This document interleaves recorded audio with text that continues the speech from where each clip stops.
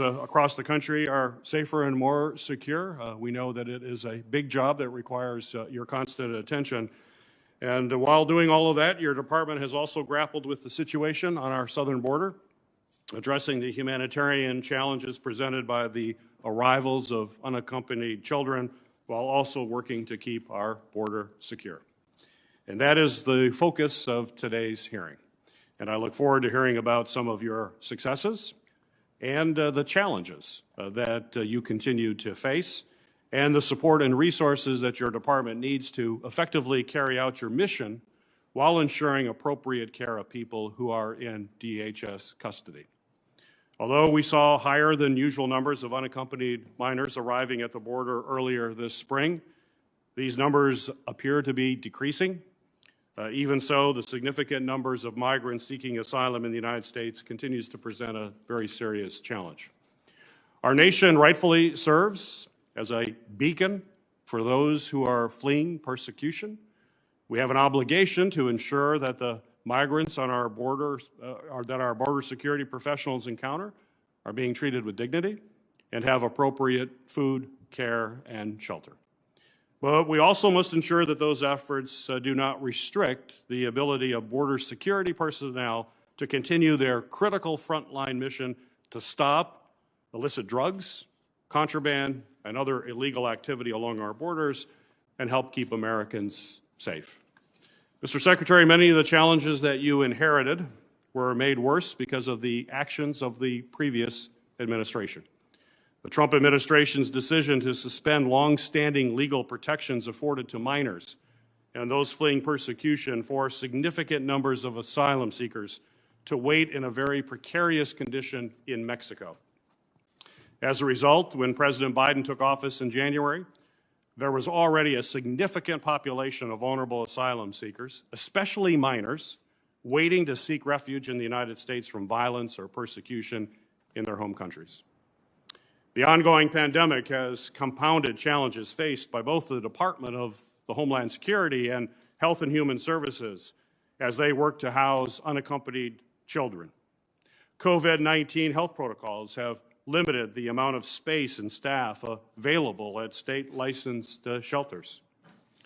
These factors resulted in more than 5,000 children at a time being held for days in the care of Border Patrol agents who are simply not trained in child care. These minors should have been transferred, ideally within hours, to Health and Human Service facilities where licensed child welfare professionals ensure they receive adequate care while waiting for release to sponsors in the United States. I've had the opportunity to visit the southern border twice so far this year to see both the border facilities and the shelters for unaccompanied children firsthand, and speak directly with the folks on the ground who are working to address these challenges. During my most recent visit, I spoke with dedicated Border Patrol agents who were personally supplying toys and food to unaccompanied minors in their care at their own expense. They were going above and beyond their official responsibilities, and we all appreciate that effort. And I'm happy to see the DHS's recent efforts to help Health and Human Services identify additional shelter locations and expedite the safe transfer of these children, and it's beginning to show positive results. I'm encouraged to see a drastic reduction in the number of these vulnerable children in Border Patrol facilities, and that they're staying for shorter periods of time. While the situation at our southern border continues to improve, thanks to the Biden administration's efforts, I will say, unfortunately, many challenges still persist, especially because of the population of migrants who are continuing to flee incredibly dangerous conditions in their home countries. This committee and Congress must work together to address the root causes of migration flows and ensure that the federal agencies in charge of responding to these challenges have the right resources and support. This is a big task, but it is not insurmountable. Secretary Mayorkas, I look forward to hearing from you and how Congress can work with the administration to secure our borders and ensure we have sufficient personnel, provide asylum seekers with appropriate care, and ensure asylum applicants are processed efficiently and fairly to help address these concerns. With that, I turn it over to Ranking Member Portman for your opening comments. Thank you, Chairman Peters. I appreciate your moving ahead with this hearing, and it's critical we have it, and appreciate the bipartisan oversight of the critical issues we'll talk about today. More than 50,000 unaccompanied children have come to our border during the 113 days since the first day of the Biden administration, when they immediately began to put in place new policies. Typically, these kids were brought by unscrupulous traffickers and too often abused along the way. This chart behind me shows what has happened. It uses Customs and Border Protection data to show that the crisis today is unprecedented, far worse than it was last year, and even substantially worse than 2019, when everyone considered it a crisis.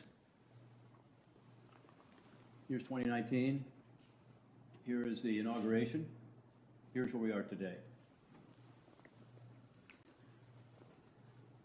Because the focus today is on unaccompanied children, these numbers do not even include families, which are also coming in large numbers, 50 times higher than last year at this time, or single adults, where there's a 20-year high, as predicted by the Secretary, 20-year high in crossings, or, of course, the drug trafficking, which is a huge concern. We know that seizures of deadly fentanyl, as an example, are at a record high. We don't know how many of these deadly drugs are getting through, but it's most of them. Last month, over 108,000 single adults were apprehended at the border, up from 96,000 in March, and again, 7 times greater than last April. On top of that, the Border Patrol conservatively estimates that over 40,000 people who crossed illegally got away and were not apprehended in April. We have no idea who these individuals are. Our federal agencies on the border are, of course, overwhelmed.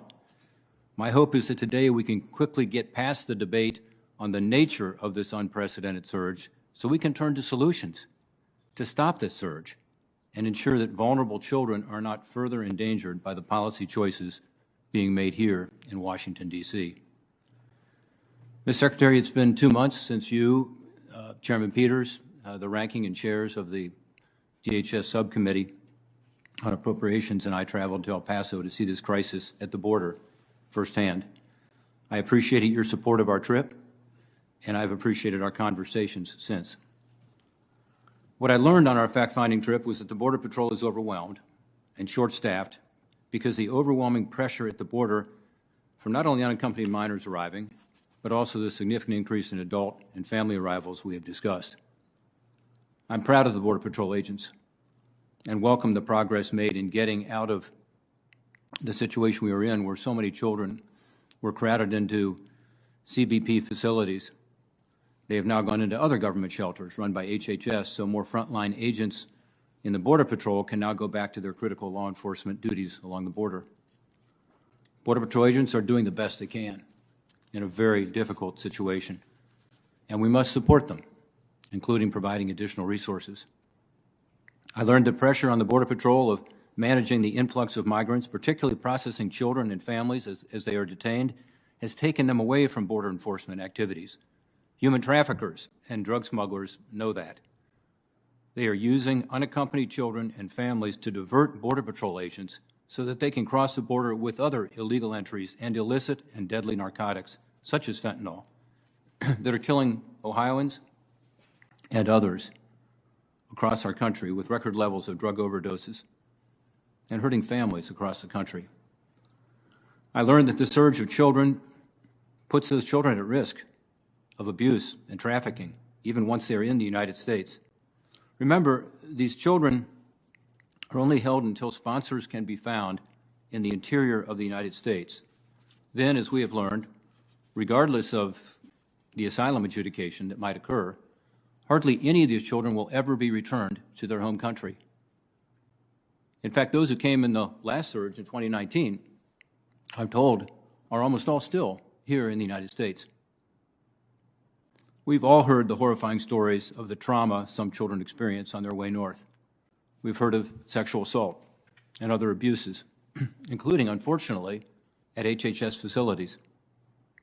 Now, hundreds of federal employees with no formal experience or training in child care are being brought in from other jobs around the country to help care for these children. I appreciate those volunteers, but I'm also concerned that they don't have the training and experience to be able to properly care for them. HHS is repeating the same mistakes of the two previous administrations as they deal with this crisis. With the overwhelming number of children, HHS has released children quickly without proper background checks of sponsors or other adults in the same household. We know that in some cases in the past, children have even been sent back to their traffickers, and HHS has lost contact with these kids. I'm glad that Customs and Border Protection has moved children to HHS again, but these children have only been moved from one federal agency to another, and now HHS is in crisis. Moving from one unsafe, overcrowded facility to another is not a measurement of success. Neither is releasing them to sponsors who have not been properly vetted. We've seen this before. While chairman of the Permanent Subcommittee on Investigations, we issued 3 bipartisan investigative reports and held 3 hearings over 2 administrations on this very issue. We found that HHS failed to conduct background checks and, as a result, released children to human traffickers, including some who were placed into forced labor at an egg farm in my home state of Ohio. A major issue left unresolved is that unaccompanied children remain at risk because no federal agency claims legal responsibility or authority to ensure they are not being trafficked or abused once placed with a sponsor. There's no accountability. These are all downstream problems that exist because of the surges and the incentives that encourage parents to send their children with human smugglers to enter our country unlawfully. The current policy is essentially that any child from anywhere, other than Mexico, who shows up at our southern border is allowed to come into the United States for an indefinite period of time. As long as that is true, in my view, the surge will continue. I support more help for the Central American countries, the so-called Northern Triangle countries, where most of these unaccompanied children are coming from. But no one who looks at this problem seriously can believe that any amount of aid to Central America will change the pool to come here in the short term. Properly targeted U.S. foreign assistance and engagement in the region can help to change conditions over time, but the crisis at the border is now. There are 3 actions the administration must do and 2 actions Congress can do. One is to support the Border Patrol with more agents, more technology, and certainly the completion of the parts of the border wall that are already paid for. My hope is that we've made some progress on this issue just in the last 24 hours. Second, we must provide incentives for children to apply for asylum from their home country, not to come to the border. And we must reinstate the Safe Third Country Agreement so they can apply there. And third, we should require immediate asylum adjudication at the border for children and families and adults. It will require some resources, but it's well worth it. We should not be releasing children to sponsors in the interior of the United States pending a decision. We should be making the decision at the border. We should also pass our bipartisan bill, the Responsibility for Unaccompanied Minors Act, to require better background checks and to ensure accountability to be sure HHS keeps track of these children who have already come in. We also need to pass my legislation to mandate E-Verify to reduce the jobs magnet which is behind all of this. The sad reality is that some of these children are exploited and abused, including being forced to work in violation of labor laws in order to pay off their smugglers. That this is happening right now, here in this country, is unacceptable. Mr. Secretary, again, I appreciate your being here today, and I look forward to discussing all these issues in more depth with you. Thank you, Mr. Chairman. Thank you, Senator Portman. Secretary Mayorkas, it is the practice of the Homeland Security and Government Affairs Committee to swear in witnesses. So if you will stand and raise your right hand. Do you swear that the testimony you will give before this committee will be the truth, the whole truth, and nothing but the truth, so help you God? I do. Thank you. You may be seated. Secretary Mayorkas is the 7th Secretary of the Department of Homeland Security. Previously, he served the department as Deputy Secretary and as a Director of U.S. Citizenship and Immigration Services. and began his public service at the Department of Justice. Secretary, thank you again for appearing before this committee, and I now recognize you for your 7 minutes of opening remarks. Thank you very much, Chairman Peters, Ranking Member Portman, and distinguished members of the committee. Good morning, and thank you for the opportunity to be here with you today. This hearing addresses a subject of intense focus at the Department of Homeland Security. We are addressing the needs of unaccompanied children who arrive at our southern border without a parent or legal guardian, children who have fled torture, persecution, extreme violence, and poverty, many who have crossed Mexico in the grasp of smugglers with the hope of reaching safety and uniting with their parent or close relative here in the United States. These are children, many of tender age. To address the needs of these children, we mobilized capabilities from our different agencies and offices. We called upon the dedication, expertise, and talent of the workforce of the Department of Homeland Security. I am privileged to speak with you today about the challenges we confronted, the actions we have taken to overcome those challenges, and the extraordinary results we have achieved thus far. First, the challenges. We began our work with systems and tools that the prior administration had dismantled and with assistance programs that had been torn down or cut short.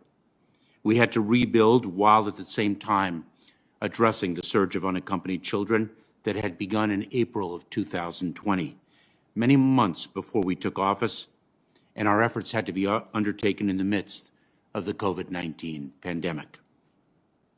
We are dedicated to an orderly, safe, and humane immigration system, and therefore we stopped the prior administration's policy of expelling the unaccompanied children.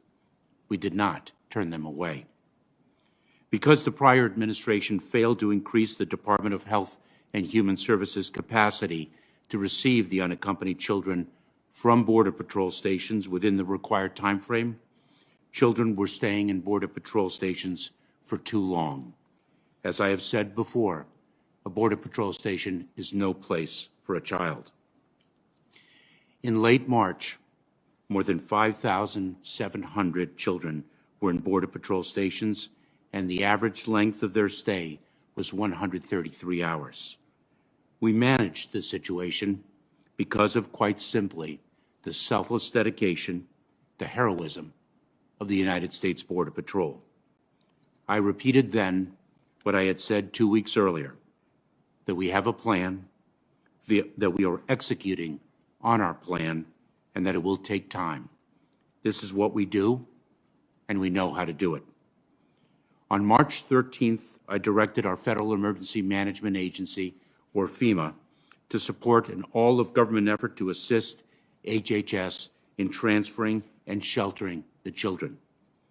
Then, I directed our expert U.S. Citizenship and Immigration Services personnel to serve as caseworkers to further support HHS, helping unite the children with their verified relatives here in the U.S. Our department's dedicated and talented workforce volunteered to provide further assistance.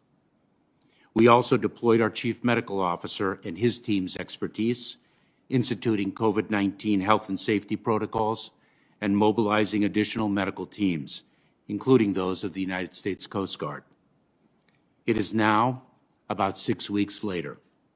On March 29, more than 5,700 children were in Border Patrol stations. 2 days ago, there were 455. On March 29, 4,078 children were in Border Patrol stations, more than the maximum allowed 72 hours. 2 days ago, there were none. On March 29, the average length of time a child spent in a Border Patrol station was 133 hours. 2 days ago, on May 11th, the average time was 22 hours. The challenge is not behind us, but the results are dramatic. And not only did we mobilize the talented workforce of the Department of Homeland Security in partnership with our colleagues at HHS, we have also been re-engineering the process from start to finish and creating new efficiencies. These changes are reducing the time a child spends in the shelter and care of HHS before being united with her or his parent or legal guardian in the U.S. More broadly, to effect more foundational change, our immigration strategy focuses on three key areas. First, we are addressing the root causes of migration from the Northern Triangle countries, addressing the reasons why families send their children in the first place. Second, we are building legal pathways for children and others to come to the United States if they qualify under the laws that Congress passed many years ago, so that they do not think that they have to take the dangerous journey north. And third, we are urging you to pass immigration reform. We are all in agreement that the system is broken. We need to come together to pass the proposed legislation that fixes the broken system. Thank you again for the opportunity to be here today. I look forward to answering your questions. Thank you, Mr. Secretary, for your opening comments. I just want to be clear as I've listened to your comments. As you opened it up, you stated that the number of unaccompanied children arriving at the southern border started to rise in the second half of last year, tripling between June and December of 2020. Is that correct? Mr. Chairman, the surge of unaccompanied children first began in April of last year, of April 2020, and it swelled from there. So could you explain how the Trump administration anticipated and began making preparations for this increased arrival as these unaccompanied children are coming in? What were they doing to prepare for this trend that was clear last year? Mr. Chairman, they did nothing to facilitate addressing the surge. What they did was they dismantled the tools that we had to address it, and they tore down the programs that could have helped alleviate the pressure. They were dismantling facilities, and while we're seeing the surge begin, that doesn't seem logical to me. Mr. Chairman, in my view, it was antithetical to not only our values and our principles, but also our operational needs. If efforts to expand HHS shelter capacity had started earlier, back in the time that we're talking about, in the fall or the early winter, could bottlenecks that had led to the 5,000 children in CBP, would that have been avoided? Most certainly, Mr. Chairman. In fact, the conditions that were depicted in photographs that troubled us all but 2 months ago, those photographs would have depicted a very different situation at Border Patrol stations had we had the capacity for throughput that the operational efficiency of the system is predicated upon. But we didn't have that capacity at HHS. We didn't have the shelters and the processes in place and the resources in place to achieve that. That is what we have built. Yeah, so that's what you inherited, and you had to work pretty quickly to try to build it and expand HHS capacity and in order to transfer minors. How can the department's expertise that you're bringing to bear now, such as the FEMA rapid response and contracting capabilities that I know you are using in order to expand that capacity, how can they be better leveraged in the future? I think one of the things that we are looking at, Mr. Chairman, is actually equipping the Department of Health and Human Services with a federal workforce. It is right now built on a contracting architecture reliant on vendors. And one of the models that we're taking a look at is whether there can be a permanent federal workforce and then a contracting architecture to address surges as they arise, because we all know that surges arise periodically. They arose in 2019, they arose in 2016, in 2014, and well before then. Migration is a very dynamic and fluid challenge that we have faced for many, many years. So, Mr. Secretary, I know many children arrive at the southern border with caretakers who are not their parents, and they're separated under U.S. law from them. This policy was developed with child welfare in mind to ensure that a child is not being trafficked, under victim of trafficking or otherwise being taken advantage of. At the same time, this policy can cause some heartbreaking separations, even if they are temporary. Aunts can be separated from nephews and nieces. Grandparents can be separated from grandchildren.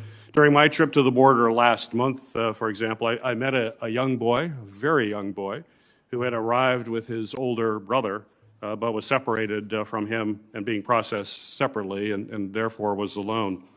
Do you know how many children arrive with caretakers who are not their parents? Do you have any numbers related to that? Mr. Chairman, I don't have those numbers with me. I would welcome the opportunity to see whether we collect that data and circle back with you. But if I can make a couple points, if I may, Mr. Chairman. First of all, certainly I grew up in the law enforcement arena. I was a federal prosecutor for 12 years, and I believe in enforcing the law. And the law includes the humanitarian laws that Congress passed. Those two are deserving of enforcement, and frankly, it is our obligation and commitment in government to enforce those as well. And one law that the prior administration did not enforce was the Trafficking Victims Protection Reauthorization Act, the TVPRA, and that is our obligation to enforce, and that is what we're doing. Secondly, if I may, building back better is not a slogan. It is a mandate. And it is a mandate that I am obligated to carry out as a member of President Biden's cabinet. And that is exactly what we are doing. And so the issue that you raise is something that we are very carefully looking at. And not only have we brought our capacities, our talent, our expertise to bear to address the surge of unaccompanied children that started in April of 2020. But we're taking a look at the process, the system, and how we can re-engineer it for a better future. And that re-engineering has well begun and is underway and will continue to be executed consistent with the mandate that President Biden directed me to execute. The government's ability to ensure children are moved out of CBP facilities in a timely manner is dependent not only on HHS's bed capacity, but also HHS ability to efficiently release children to sponsors here in the United States. You've already discussed some of the ways the DHS has assisted HHS, both in increasing bed capacity and in making sponsor release process much more efficient. And while I realize this is not specifically a DHS jurisdiction, could you just elaborate for the committee on protections that remain in place to ensure that children are not being released into a dangerous situation? Mr. Chairman, we have brought expertise to bear on that part of the process as well.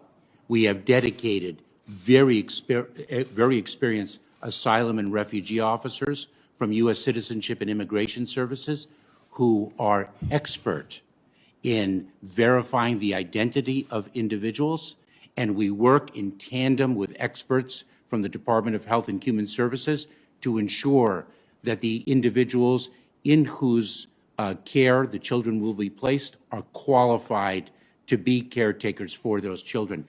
And there's an extraordinarily important data point here. Approximately 40% of the children who come to the border unaccompanied have a parent or legal guardian here in the United States.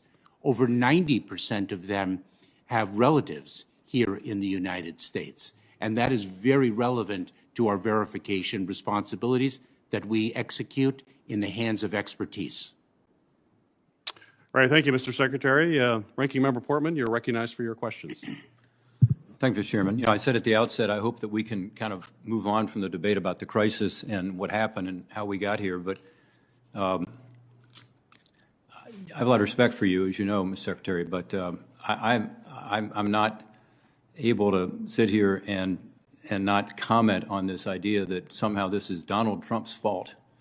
I mean, you can say that the Trump administration should have been letting children in, but you have said instead you think it was inhumane what they were doing by turning children away based on Title 42, which said basically during the COVID-19 period we weren't going to let folks in.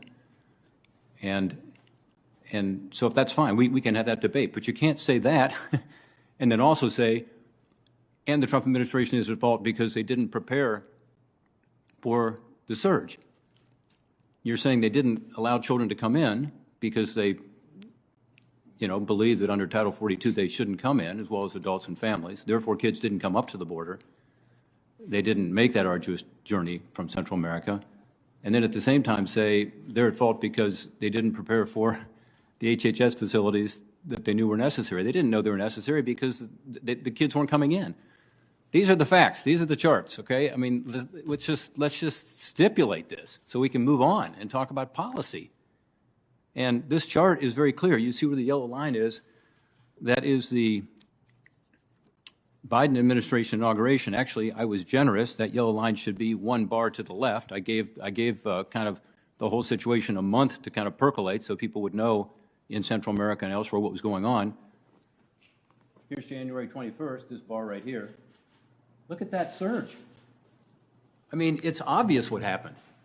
And you've said it. You said they weren't, allowing unaccompanied kids or families or individuals to just come into the border and then go into the interior. They stopped that practice, and it had the intended effect. People stopped sending their kids up to Central America, paying smugglers, paying traffickers. Those kids, as we've said, facing all kinds of assaults and exploitation. And so, we can agree to disagree on what the policy ought to be going forward. I get that. But let's at least stipulate as to what happened here. And what happened is when the Biden administration came in, they made a decision. You were asked to implement it. I remember talking to you at the time, and you realized this was going to result in some real issues. But the thought was, this is the humane way to go. Let's allow these kids to come in. And so don't blame the previous administration for not having facilities that they didn't need because they didn't have the surge. Again, let's look at the numbers. So here we are. What do we do is the question. And for these kids, you had said earlier about the trauma some of them have faced and the difficulties that their families face in Central America. I get that. If I was a dad in Central America, I would want my kids to have a better life.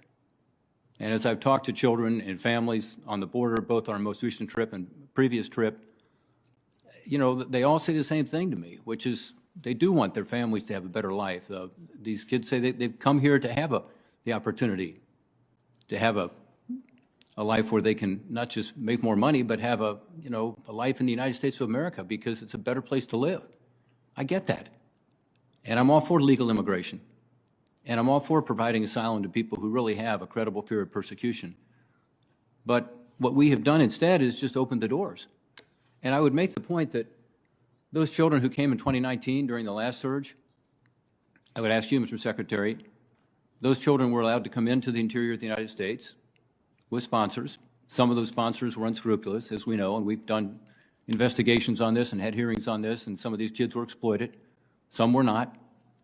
But of those children who came in 2019 who did not receive asylum because they didn't meet the criteria for asylum, how many have been deported and sent back to their home countries? Mr. Ranking Member, may I comment?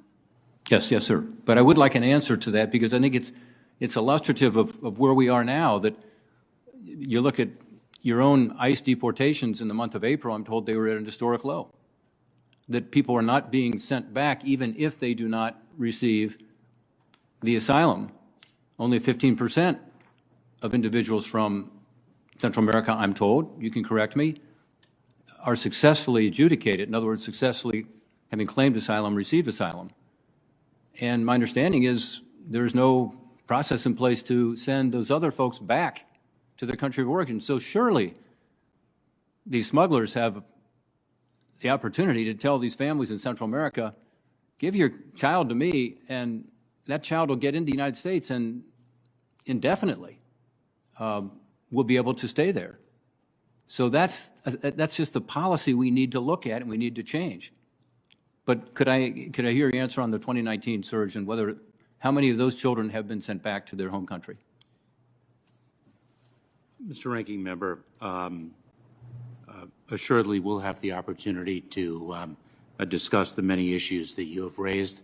It will take me quite a bit of time to answer them fulsomely, but I will do so in bullet point fashion as rapidly as possible. First of all, my parents brought me here to this country so that my sister and I could have a better life. So I'm very familiar with the challenges that we are addressing, and more powerfully and heartbreakingly, the challenges that the parents are facing when they send their children to traverse Mexico to reach our southern border.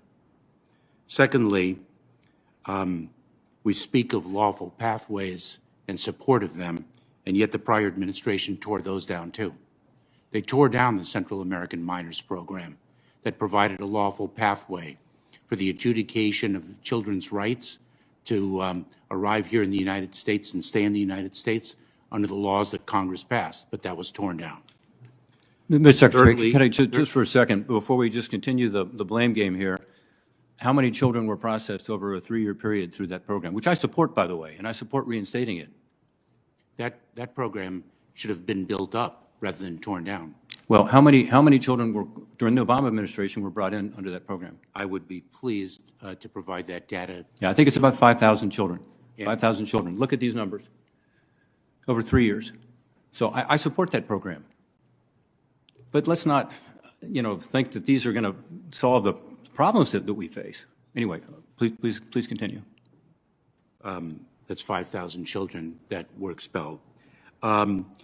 Next, I do not think that the prior administration supported legal immigration. They threw up every obstacle possible to permit legal immigration. Fourth, the asylum system is in need of improvement. It is in need of strengthening, and that is precisely what we are dedicated to achieving. It has been a years-long challenge preceding the Trump administration, preceding the Obama administration, that the time of adjudication of asylum claims is too long. We need to shorten that, but not at the expense of permitting individuals to develop their legitimate claims through the recovery from the trauma that they might have suffered, and so many, in fact, have suffered. And lastly, with respect to our enforcement efforts, we are focused on enforcing the law and focusing on individuals who pose the greatest threat to public safety, national security, and border security. And that is what we are executing upon, just as I did as a federal prosecutor for 12 years in a jurisdiction of approximately 18 million people with limited resources. We said we're going to allocate those resources to have the greatest public safety impact. I'm proceeding no differently as the Secretary of Homeland Security. Thank you, Secretary Mayorkas. I appreciate it. Senator Hassan, you are recognized for your questions. I need to momentarily step away to an Armed Services Committee to ask some questions, so the gavel will be turned over to Senator Carper. Senator Hassan, you may ask your questions. Thank you very much, Mr. Chairman and Ranking Member Portman, for holding this hearing. And Secretary Mayorkas, welcome and thank you for your service. I want to start with a question about interagency coordination. At the end of 2020, even as the number of unaccompanied children began increasing, HHS capacity to shelter children remained limited. As numbers continued to rise in 2021, DHS mobilized support to provide care, speed up processing, and stand up emergency shelters. This included key assistance from FEMA, which helped HHS open 14 emergency intake sites, as well as assistance from the U.S. Coast Guard and U.S. Citizenship and Immigration Services. The surge of unaccompanied children has slowed recently from more than 52,000 children transported to ORR facilities in March to approximately 20,000 children in April. Secretary, given that the volume may continue to fluctuate, Is DHS prepared to remobilize personnel and resources from FEMA or other parts of DHS when it is necessary? Thank you very much, Senator. Yes, we are. But to something I said earlier, we're also focused upon building the capacity for the Department of Health and Human Services so that it has the resources to address its elements of the process of the care for young children. Well, thank you for that. But given the fluctuations, I just think you will need to have some flexibility there and supports available. And we most certainly do. We have that capacity, that surge capacity, if you will. Okay. And the President has, in fact, directed on all of government effort to address that. Thank you. Let me turn to a different topic. There are several interagency and intergovernmental programs designed to identify threats and prevent dangerous people from entering our communities.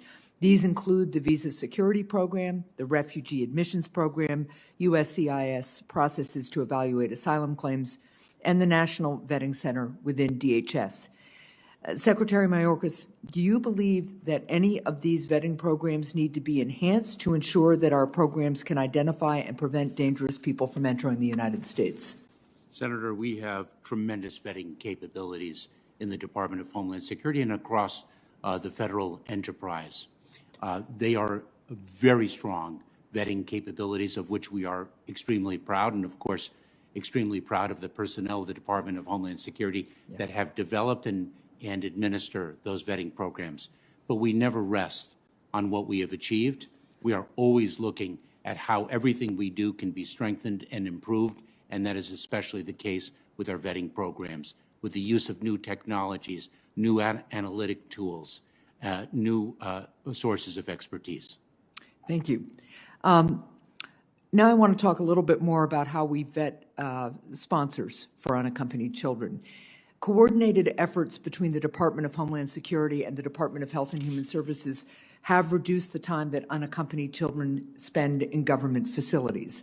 However, I am concerned, and you've heard it from other folks here this morning, about the vetting process for sponsors.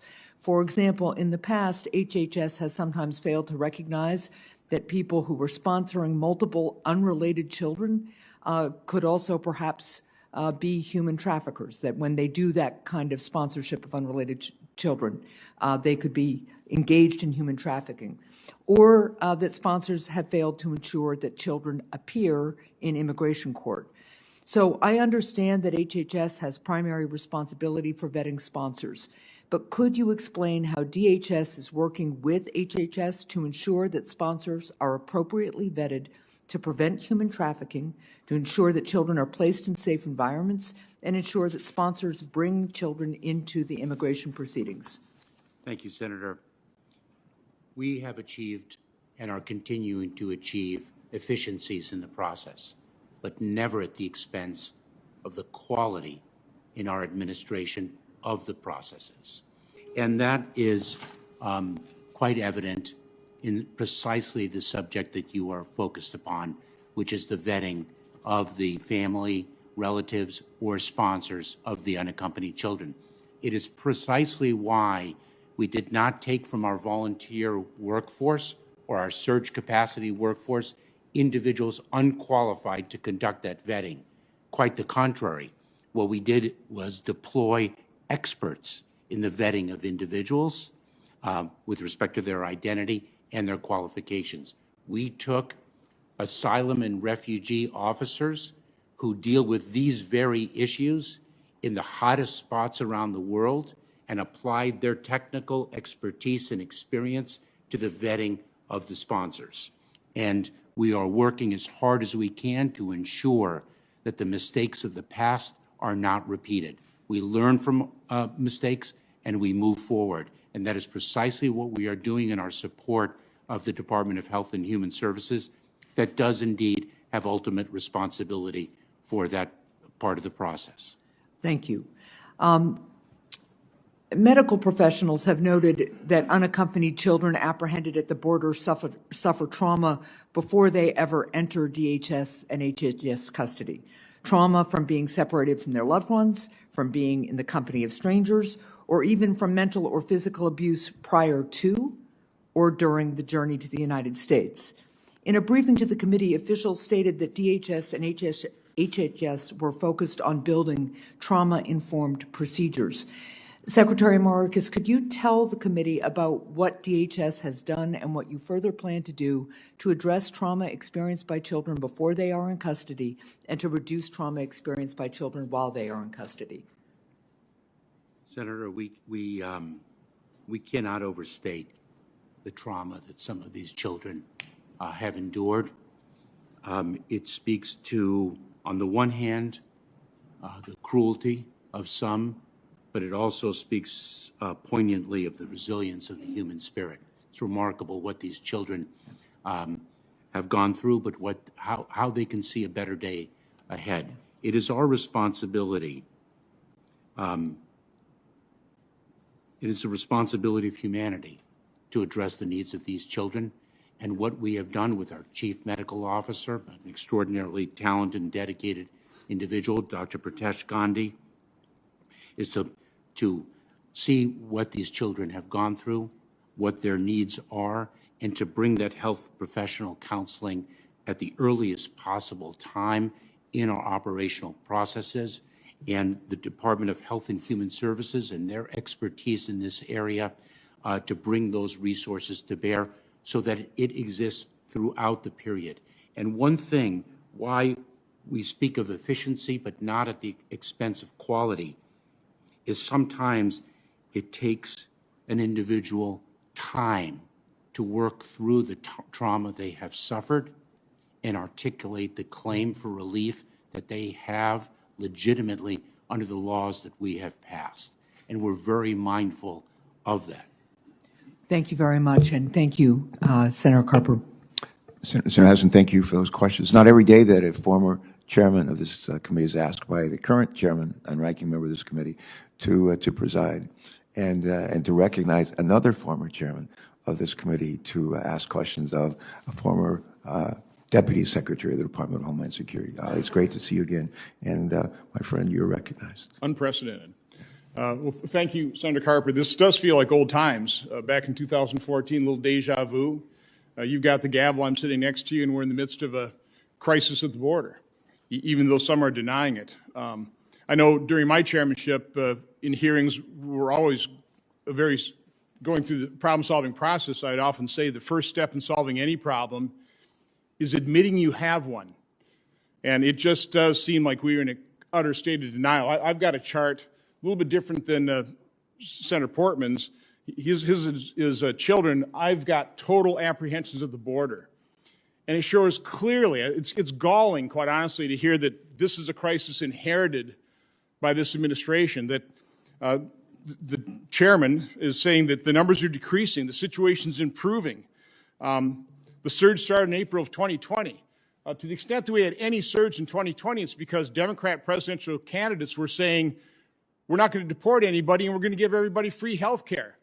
That was an incentive. That was a pull factor. But it's very clear what's been happening. The crisis in 2018, 2019, we had probably a little over 4,000 apprehensions per day. We have, for the last 4 or 5 weeks, been close to 6,000 per day.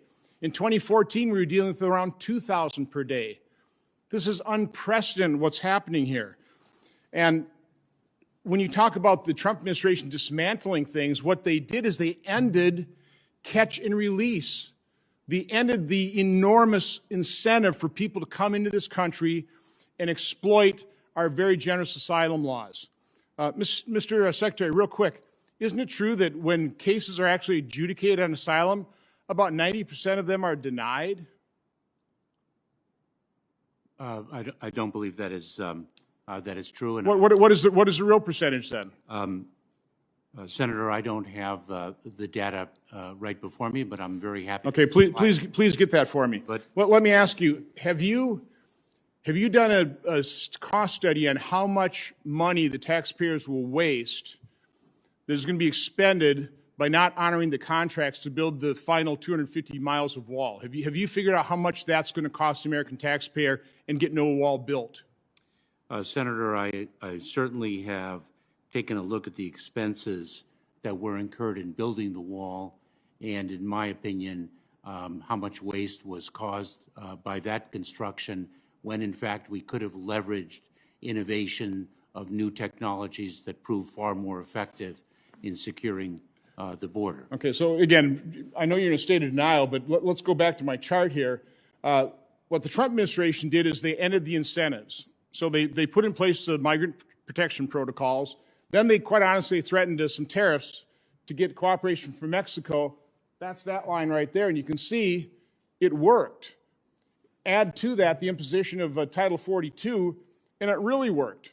We pretty well stopped a robust surge of illegal immigration at the border, and that was pretty much in effect. Again, it started ramping up when Democratic presidential candidates started talking about open borders and free health care.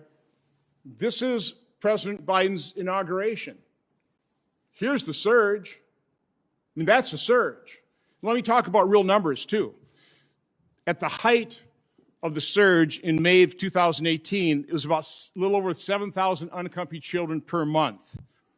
In March of 2020, right here, that had dropped to about 3,000. After Title 42, it dropped down to 741 per month. That was the low point. In March of this year, almost 19,000. Last month in April, 17,000 unaccompanied children. Those are the numbers. We can talk about percentages and tripling the numbers since April, but here's the problem. There's the surge, and it is undeniable, and yet you are denying it. And this is as close to open borders as we could possibly have. Don't you think that's going to be even more of a pull factor? Senator, may I quick. May I have a minute to answer your question? Again, is that going to be a pull factor or not?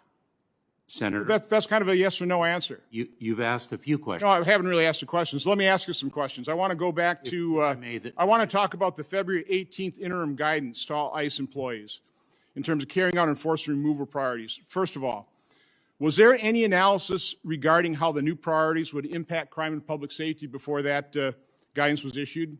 Yes. Can you provide us those documents, that analysis? Senator, I have worked for 12 years as a federal prosecutor. I have been in the immigration. No, would you areas provide us those documents? Will you provide me those documents, that analysis? Senator, Yes or no? yes, I will. Okay, thank you. Was there any consultation or coordination with states regarding how the new guidelines would impact law enforcement and public safety? Senator, one of the things that I've articulated in the promulgation of the guidelines that I will execute is that I will engage with the workforce of Immigration and Customs No, Enforcement. the question is, did you engage and coordinate with state governments prior to that guidance being issued? Yes or no? Senator, I do not know what engagement preceded me. I took office on February. Okay, can you check? 2000. Can you check? And if there was, can you provide me that documentation? And finally, talking about states. Senator. Again, we're running out of time. I don't want long answers.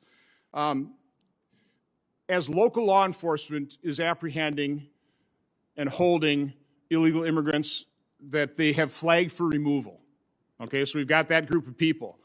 Is ICE issuing detainers on every one of those individuals that local law enforcement is holding and that are flagging for removal?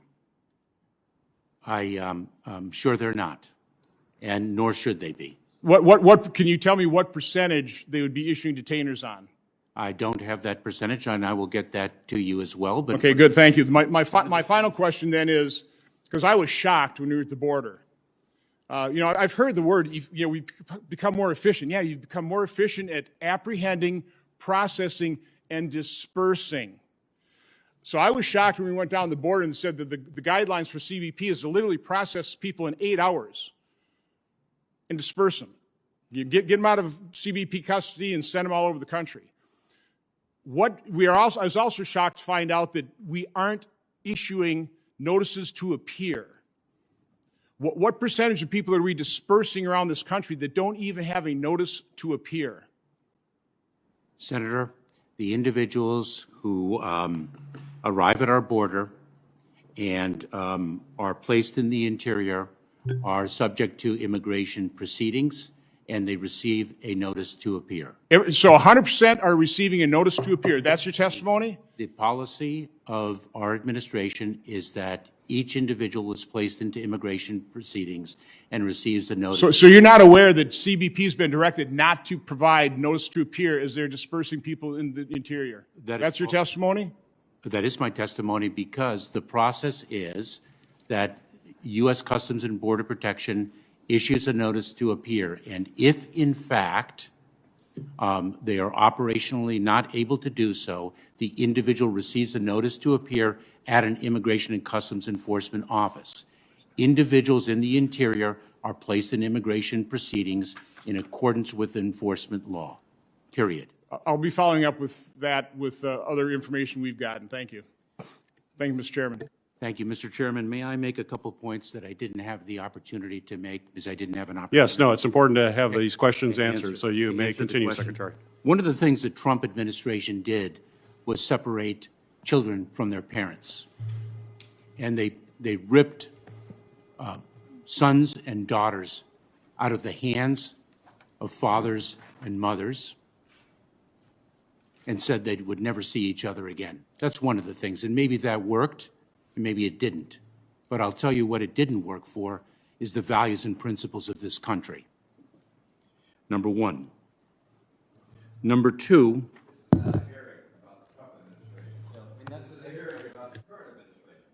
The Secretary, you may answer the question as you see fit. Let's have an open forum to discuss the issues before us. You may continue, Mr. Secretary. Number two. Well, you do have questions, but your questions take up the full 7 minutes. We'd certainly like to have the Secretary have an opportunity to answer these questions, Senator. You may continue, Secretary. The only additional thing I will say is that our enforcement.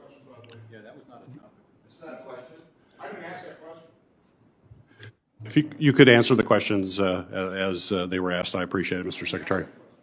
The only other thing I would say is that our enforcement efforts are focused on smart and effective enforcement that delivers the greatest public safety consequence. Thank you. Thank you. Senator Rosen, you are recognized for your questions. Thank you, Chairman Peters, Ranking Member Portman, for holding this important hearing. Secretary Mayorkas, I really want to take this moment to thank you, commend you for your compassion and for your leadership navigating this critical moment, personally, professionally, and for the families that are going through this. Before I ask my question, I will allow you to use some of my time. If you have anything additional you'd like to say, you can take that, and then I can go into my questions. Otherwise, I can go straight in. Mr. Secretary. Thank you very much for that courtesy, Senator. I look forward to your questions. Okay, thank you. I really just want to talk about, building on what Senator Hassan talked about, child welfare and child welfare professionals. Children in CBP custody, there's poor conditions and the treatment hasn't been good. And I worked with the last administration trying to develop a plan to bring child welfare professionals to all CBP facilities. Unfortunately, the previous administration ignored my requests. And so to follow up on some of the recommendations proposed by child welfare advocates, our CBP facilities currently staffed with medical professionals with pediatric experience and child welfare professionals to provide that kind of those other wraparound services that these children who are experiencing trauma or other issues, as Senator Hassan brought up. Do you have those folks in our facilities? Senator, we do have individuals with those capabilities and that expertise at Border Patrol stations. Of course, in March, when we experienced such a great surge, we did not have the ratio that was optimal. Our focus has been on moving the children out of the Border Patrol station as rapidly as possible to ensure that they are in the shelter and care of the Department of Health and Human Services that does indeed have a greater level of that expertise, as appropriately should be the case. Thank you. I want to build on that. When we were working with the prior administration and they weren't really listening to what we were trying to ask them to do NGOs currently have access to CBP facilities to assist and augment any care or programming that these children might need? The prior administration was not allowing that as well? Senator, there is some access, and that is one thing that we are taking a close look at, because, of course, when we were experiencing the greatest challenge, there were operational capacity issues with respect to providing that access, but we believe that that access will strengthen the efficiency of the system in all regards, and it's one of the areas that we are keenly focused on as we are improving and strengthening the process from beginning to end. Thank you. I'm going to move on. I know Senator Johnson talked about Title 42, and so I am pleased that the Biden administration took immediate actions to reverse several of the previous administration's cruel and misguided policies. And I do remain concerned about the continuation of Title 42, that policy that the Trump administration used to expel migrants across the board, including children and families desperately attempting to come here for our asylum process. And so are you concerned that Title 42 could still be a new source of family separation? It's just so painful, and making migrant parents make that painful decision to separate from their children in order for them to find safety in the United States. And what's DHS doing to mitigate the risk of a family separation while Title 42 is still in place? Senator, we are certainly hearing anecdotally that some families self-separate to allow their children to enter the United States unaccompanied. That speaks to the trauma that these families have endured and their desperation to give their children a better life. Our exercise of Title 42 is the exercise of a public health authority to protect the American public with respect to COVID-19, as well as the migrants themselves. It's an exercise of authority that rests with the CDC. The issue that your question addresses is something that we're keenly focused upon. Thank you. I know the prior administration as well, when they were separating families, we are still concerned that the record keeping was not, I guess I'll say, adequate. That's how we'll put that lightly and diplomatically. And so I want to be sure that if families are self-separating, if they're separating going on, that we know where children go, where their parents go, because I never want to hear a story that some child could never find their parents again or don't know who they are. So can you provide, let us know that you're doing that and how you're doing that, because that's keenly important to us. Senator, I look forward to following up with you. I appreciate it. Thank you. And I'll just follow one last thing on Title 42. We know that it, of course, because of COVID, that lies not within your department. Do you anticipate with the vaccines becoming more available that Title 42 might be rescinded soon? Do you have anything that you'd like to bring up about that for us?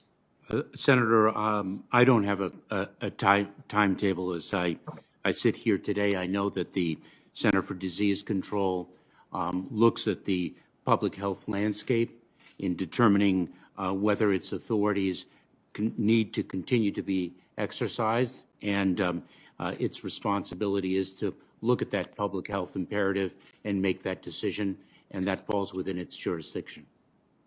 I know in my last 30 seconds, I'll take the responses to these off the record, but we know that some migrants were removed by a tent court process. They really weren't given a fair process. Are you considering, we'll take this off the record, allowing those individuals to represent their cases? And some of those cases also that were the MPP program that remain in Mexico, they were closed. Are you considering opening these tent courts and these MPP cases? And I'll take those off the record to allow the next senator to speak. Well, thank you, Senator Rosen. Senator Langford, you are recognized for your question. Thank you, Mr. Chairman. Secretary Mayorkas, thanks for being here. The last time you were here several months ago during the process of the nomination, I asked you about the border wall. You said you were studying that, would study it. I understand the administration called for a study that was completed the 21st of March. None of us have seen the results of that study. Though there was a press release that came out of your office saying that we're now protecting the border communities from the wall at this point. When I was down at the border area, you've been down there as well a couple of times. Thanks for doing that. In Arizona, this is what I saw. The day that border wall construction stopped, miles and miles of wall with the gates incomplete. This seems to be the status that we're still at. This is nonsensical. As you know, the Border Patrol now has to park a vehicle right there next to that gap, because on the other side of this fence is a city of 450,000 people from the Arizona side into Mexico. So my question to you is, what's the results of the study on the border wall completion? There's $1.4 million that was passed with a bipartisan majority last year that is in the law to be able to complete this. Where is this going? Thank you, Senator. Two things, if I may. Number one, we have committed to finishing the levees, as well as addressing the erosion of land under roads adjacent to the wall as two public health imperatives. We have made that decision, and we are studying the very issue that you identify here about how are we going to address, what is the most effective way to address gates and the completion of gates, as well as the closing of gaps. That is something that is under review now. So this requires a review to be able to evaluate if you should just hang the gate when the steel is sitting right there, if that should be complete? The review is indeed underway. What would be the challenge here? I would tell you, people in my state, and myself included, when I went and looked at it, I don't understand what needs a review to be able to evaluate if you just have to be able to close the gate, especially when the law already has set aside those dollars and it's already there. Let me follow up on a couple of things. You'd given testimony about the notice to appear. We understand there's been 19,000 individuals that have crossed the border this calendar year that were not given a notice to appear. Are you saying that's incorrect? Senator, I'm not aware of that number, but let me, if I may, say that it is our policy to issue a notice to appear to individuals who are permitted entry into the United States to make their claim. Ideally, they are issued the notice to appear at the Border Patrol station. If we are not able to do that, the objective is to issue them a notice to appear at the Immigration and Customs Enforcement office to which they are directed. There was a time when we were unable to issue certain notices to appear and place those individuals immediately in immigration proceedings. So our understanding is, from being down in Texas, in Arizona, talking to some of the folks on the ground, we have the number of 19,000 individuals have been released in the country without a notice to appear. They're told to go to an ICE office wherever they're going in the country to self-report at the ICE office, basically turn themselves in there at ICE and ask for a notice to appear. Do you know of any that have actually done that? Do you have a number of 19,000 that have been asked to do that? How many have actually done that? I can get that number to you because we have seen a high rate, and I should say that individuals who do not appear are a priority of ours for apprehension in the service of border security. So I understand those are family units that are coming in, or it's a parent with a child, at least one child at that point, they're told to be able to do that. Are the notice to appears that are being given out right now, do they comply with the previous Supreme Court orders that have been done to be able to make sure that they're consistent and they will stand up under the rule of law? I believe they do, and I will confirm that, Senator. Please do, because we have several Supreme Court rulings recently that have given greater clarity to those NTAs. I want to make sure that we're actually not giving out something that will violate the court in that. Speaking of court, there was a court order that was done from George Tipton about the moratorium. 100-day moratorium was announced to not deport individuals, even if a court had said they have a final order of removal. The Biden administration announced that. A federal court in Texas immediately said, no, you can't just do that. In the meantime, since that's occurred, if I'm tracking these numbers correctly, ICE removals have fallen anyway by 50% from January to April of this year, and by 70% from October to April of this year. So I want to ask you, are you complying with the federal court order that ruled that you can't just stop? You have to continue to be able to remove people that have a final order of removal.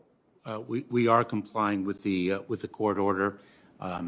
Senator, the policy was promulgated at the outset that there would be a pause on removals to enable the administration to review the policies. The court did, in fact, enjoin that pause, and the pause was indeed lifted, and new guidelines were issued. It's a pretty stark drop in removals, though. It's already happened this year. I also, the policy seems to be for ICE removals and for enforcement priorities, that it seems to be pretty high criteria at this point for removal of individuals. And if they're not on the predetermined list to be able to be removed, they have to go get permission in advance to be able to remove someone. ICE informed my staff on April the 8th of this year that enforcement action directed at sex offenders that do not meet the aggregated felony criteria will require pre-approval from the field office director or special agent in charge. So my question is about this. Can you share with us today the number of sex offenders that ICE has declined to deport this year because they did not meet that criteria? It is my view that individuals who commit sex offenses should be apprehended and removed. Why is there a special request to get pre-approval before you actually address that? Senator, allow me to explain the process, because I have yet to issue my enforcement and removal priorities, and I intend to do so after engaging with the ICE workforce, hearing from our personnel on the front lines, as well as other stakeholders. Well, I would say there is a real concern about the additional hoops that people have to go through, which seems to discourage them, and we see that in the numbers, they 50% drop. Let me ask about Title 42, because when I was at the border, that was a major concern of folks on what to do on Title 42. You and I spoke about this last time that you were here, saying that you're going to study it and try to examine what to do on this. There's a significant number of people. In fact, of the 178,000 people that were encountered at the border last month, 111,000, almost 112,000 of them were turned around due to Title 42. The question is, how are you examining what's your criteria for dropping Title 42 and what's your plan? Because if you drop Title 42 at this point, there's 112,000 more people that are actually engaging across the border. Senator, Title 42 is the CDC's public health authority. Correct. It is not a tool of immigration. It is a tool of public health. And therefore, the use of Title 42 will be governed by the CDC's analysis of the public health imperative. But is that the public health imperative in Mexico or in the United States? It is the public health imperative with respect to the protection of the American people. So that would be where they're coming from if they're coming across the border from Mexico, the health status there. I can't speak to the precise analysis that the CDC undertakes, and I'd be very pleased to follow up with Please them. do. Mr. Chairman, thank you for the additional time on that. This is a very important issue that we started a couple of months ago that we still have to get clarity on how that's going to be handled, because this is a very serious issue of how those individuals that are currently being returned, what happens next. Thank you. Thank you, Senator. Thank you, Senator Langford. Senator Romney, you are recognized for your questions. Thank you, Mr. Chairman. I must admit that I have found this hearing to be stunning in that it seems, Mr. Secretary, that you're proud of the progress being made by the administration, that things are going well at the border. And I look at this chart that was prepared by Senator Johnson, and I see an extraordinary crisis. I mean, do you recognize this as an alarming crisis? Senator, I look at immigration as a challenge that has been persistent for many years. Of course, but we were running along here, and now we're seeing apprehensions at the border that have skyrocketed, and just as alarming, perhaps even more so, is the chart that came from Senator Portman, which is unaccompanied children who are being led into the country. An explosion in that number. I mean, is this not a massive failure that would suggest that the administration needs to take immediate action to remedy what we're seeing here? Senator, we have taken immediate action with respect to the unaccompanied children, and we've made is the number coming down? And we are addressing that challenge with increasing efficiency every single day. Increasing efficiency to get them moved to other parts of the country and with families and out of these crowded facilities. I understand that. I'm delighted that we're not having kids sleeping on floors and in cages. That totally. But the number coming into our country and being released into our country is at a skyrocketed level, as is this. The question is, do you have plans to do something dramatically different such that those numbers come down to an acceptable level? Because you can imagine this overwhelms our Border Patrol agents. mean, if they've got numbers like this they're dealing with, this means that the drug cartels can be smuggling through drugs because our folks are taking care of kids, they're taking care of people coming in illegally. Do we have plans to dramatically address what's happening here? 2 points, if I may, Senator, both of which are extremely important. The laws of our country provide certain procedures and certain rights for children who arrive unaccompanied and have claims of asylum, who claim fear of persecution by reason of their membership in a particular social group. I understand so we that. have an obligation. But we were turning those kids away under Title 42, and the new administration came in and said, we won't turn them away, we'll let them come in. And I presume as a result of that, the numbers went through the roof.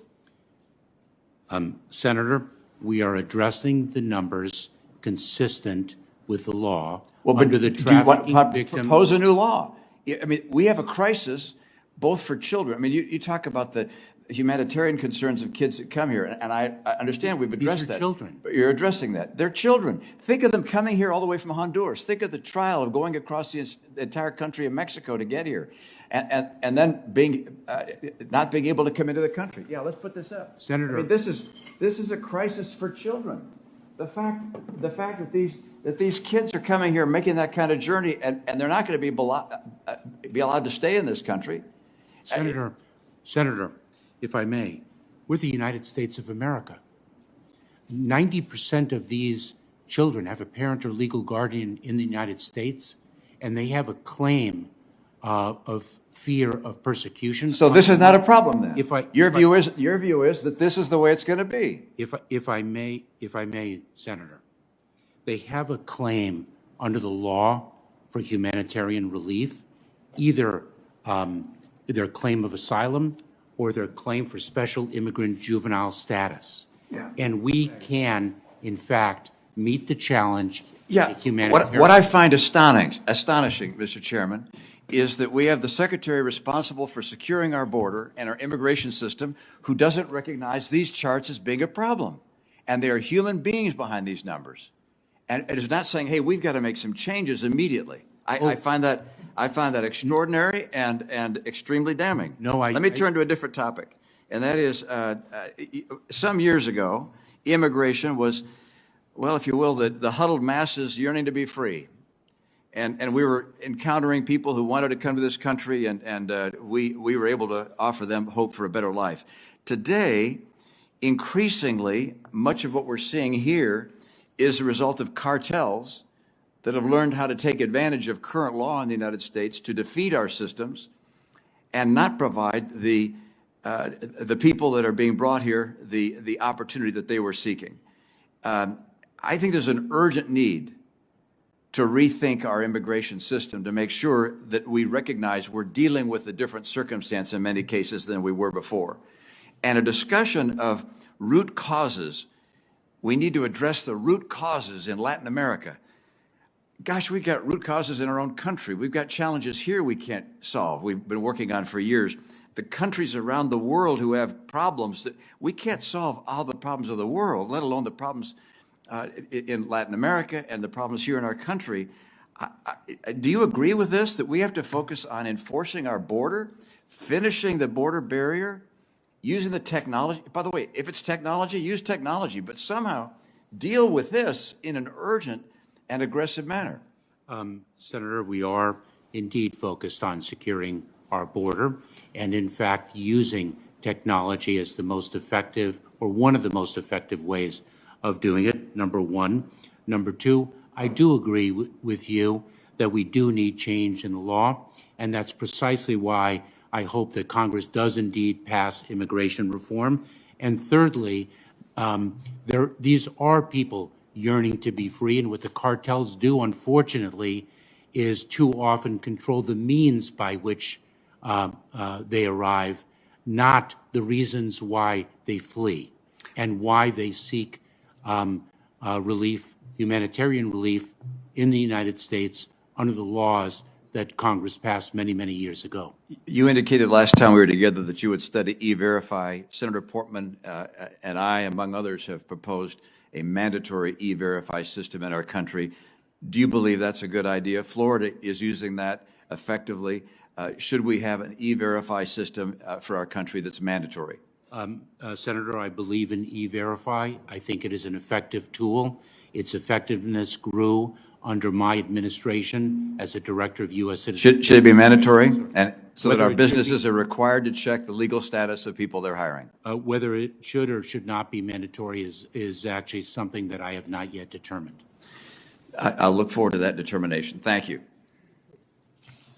Thank you, Senator Romney. I have a quick question because I think it's we should know this as the committee. Senator Romney talked about the number of apprehensions that are occurring right now. That chart, if you could help me, because when I was down on the border, I understand that we're apprehending a lot of folks from Mexico, single adults who are coming across. They're being expelled from the country, but then they come back in a few days. You catch them, they go back. Is that reflected in those numbers? Give some clarity to us if you have an opportunity to see that chart. So it's very difficult for me to see, and forgive me with my diminishing vision, but I do understand your question. What is likely measured is the number of encounters, and the number of encounters probably includes a great deal of duplication because there is recidivism. Thank you. There is recidivism when an individual is expelled under Title 42, a single adult. We have seen it, that same individual return only to be expelled again, and that's one of the things that we're looking at in terms of a consequence regime. Mr. Chairman, I've got all the numbers. I'd like to enter them in the record. In the second round of questioning, I'll spout some of those things off. Okay. That's fine. Senator Carper, you're recognized for your question. Thanks, Mr. Secretary. Thank you so much for joining us, for your past service to our country and your current service and your leadership. Would you like to take a minute of time to respond to any questions you didn't have a chance to respond to? Thank you for the opportunity. I look forward to your questions. All right, thanks. A number of us had the privilege of traveling to the Northern Triangle countries, Honduras, Guatemala, El Salvador, repeatedly in bipartisan groups. I hope to be part of one of those later this year, and look forward to some of the members of this committee joining me at that time. We were reminded in Scripture that when I was a stranger in your land, did you welcome me? We're reminded in Flores' decision, which actually reflects and mirrors, I think, very much the message in Matthew 25. That said, I think Matthew 25 is a moral obligation that we have to the least of these, including people who are trying to escape violence and crime and corruption, lack of opportunity, which we're implicit in. We're implicit in. By virtue of our addiction to illegal drugs that are trafficked through these countries, we're implicit in their misery. And the question is, what are we going to do about it? And I would suggest that what we do about it is walk and chew gum at the same time. We got some charts here that indicate what's been going on at CBP in terms of how long we're holding kids and so forth. Let's see, average number of hours. Children in CBP custody. What was it in March 28th? 103 hours. What was it on May the 11th? 26 hours in CBP custody. That's a reduction of 80%. That's improvement. Do you have another chart? Number of children in CBP custody. On March 28th, 5,767 children were in CBP custody, almost 6,000. May 10th, what is that, 2 days ago? We had 455 children in CBP custody. That's a reduction of 92%.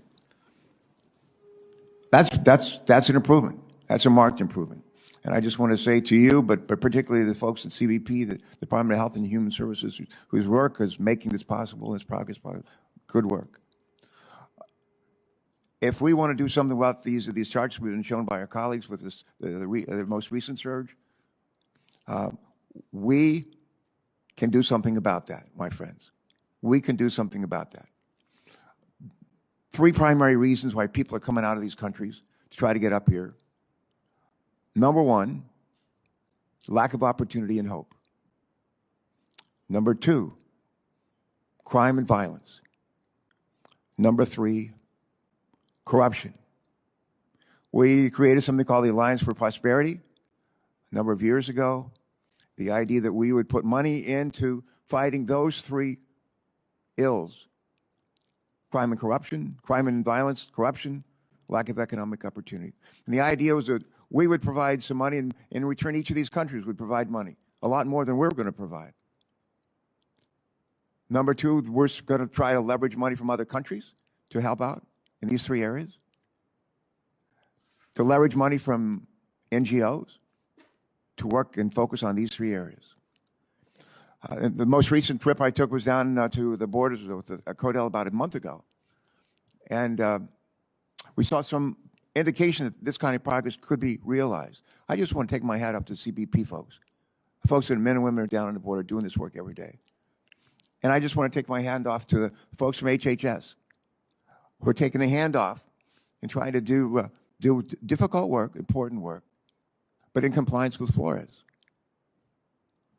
Let me ask Mr. Chairman, how important is it, and I'm going to ask you to be very brief in your responses. We have not had a U.S. ambassador in Honduras for 4 years. 4 years. No confirmed U.S. ambassador in Honduras for 4 years. We've not had, we don't have a U.S. confirmed ambassador in El Salvador right now. We have a pretty good ambassador. I think I talked to him just this past week. Highly regarded. I think he's doing a good job.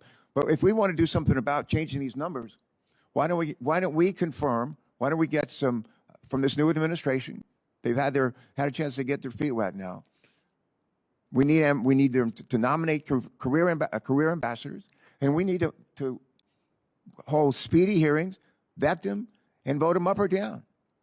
I think that one of the best things we can do is put in place career ambassadors with Senate confirmation, Senate support. As much as anything, we need to make sure that they're surrounded by terrific staff in the embassies in Honduras, Guatemala, and Salvador. They need to be the counterbalance to all the thugs and the crooks and the criminals down there that are using drug money that we provide to continue to screw up those countries. That's the first thing we can do. Second thing we can do, and I think, here's my question. I actually am going to ask a question. The ability for whether young people or not so young people to apply for asylum within their own countries, at our embassies, at our consulates, is that something that we're doing a satisfactory job in doing? And if not, is there something that we, on our side, need to do to make that possible? Thank you very much, Senator Carper. We're very focused on that. As I articulated at the very outset in my opening remarks, we have a three-pronged approach to address the root causes, to build legal pathways, and to advocate for, with the hope that Congress will pass immigration reform. And with respect to that second prong, I think that's what your question goes to, the building of legal pathways. If we can, in fact, adjudicate claims in the countries of origin or in truly safe places, then we will spare children the perilous journey north. Why is it important? Why is it important for the Congress to take up and actually debate and pass comprehensive immigration reform? Why is that important in this debate today? I think we all agree. The one thing that there is unanimity about is the fact that our current system is absolutely broken, and we can provide fixes through the legislation that has been proposed and is pending. Let me say to my colleagues, I'm not surprised but disappointed with the tenor of this hearing today. There's a problem here that needs to be addressed. There are a bunch of problems that need to be addressed. And our pointing fingers at one another and one administration and the other, that ain't going to solve the problems. There are some things we can do and need to do, and if we'll follow up and work together across the aisle and with this new administration, we can make great progress. We can turn this around. And I want to do that. And I want to do it with all of you. Thank you. Thank you, Senator Carper. I think hopefully all of us will come together because these are serious issues that we need to deal with. Senator Scott, you are recognized for your questions. Hi, Secretary. Good morning. First off, I'm appreciative that you're trying to do your job with compassion. I don't think any of this is easy, and I think everybody that's involved in border security is having a very difficult time. I had the opportunity to go down to the Arizona border with Governor Ducey, and when I went, what actually shocked me was we did an aerial tour, and they had the wall, and you've heard all the stories. Senator Langford brought it up. That they just didn't put up the gates. They just stopped. You can't, if you talk to people around the country, they look at that and say, why would that happen? And then, what a lot of people said, we need to use new technology. They had the lights and cameras up, and they listened. You talk to Border Patrol, they just didn't electrify it. It just stopped. Just as soon, right after January 20th, it just stopped. I mean, it just when you look at this, you say there's no logic to this, right? And I know we want to be a compassionate country, and we are a compassionate country, but we also have drugs come across our border. We have people that do. We have sometimes criminals come across the border, and we have wonderful people that want to come here and live our dreams. So when you and I talked before your confirmation, one thing you committed to me is you are always going to enforce the law. Do you believe that you and your agency are enforcing the existing immigration laws? Yes, we are. Right. And there's none that you have any concern are not being enforced?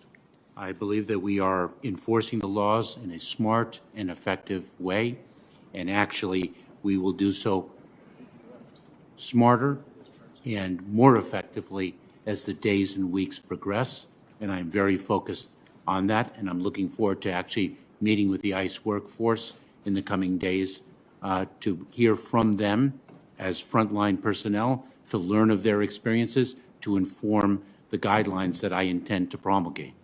So you've seen this chart. I mean, the unbelievable increase in apprehensions, and also the chart that showed how many unaccompanied minors. Are you disappointed that President Biden and Vice President Harris have not taken the time to come to the border to see firsthand what a lot of us have seen, that there's clearly a crisis that we have to, and you've said there are things we have to address. Are you disappointed that President Biden and Vice President Harris have not taken the time to come to the border? Absolutely not. What the President and the Vice President have done is directed me to address the challenges at the border, which are within my responsibility as the Secretary of Homeland Security, and I have visited the border on multiple occasions thus far. As I've talked to sheriffs in Florida, what they're seeing since Joe Biden's inauguration is an unbelievable increase in fentanyl coming into Florida. And the only thing they can say is it's coming across the border. So according to CBP data, drug seizures are down significantly this year. Do you think the record low drug seizures are because our CBP agents and the resources are being diverted to manage the humanitarian crisis at the southern border? No, our interdiction efforts continue effectively. Senator, we have a multi-tiered approach to the interdiction of drugs, contraband, and dangerous individuals.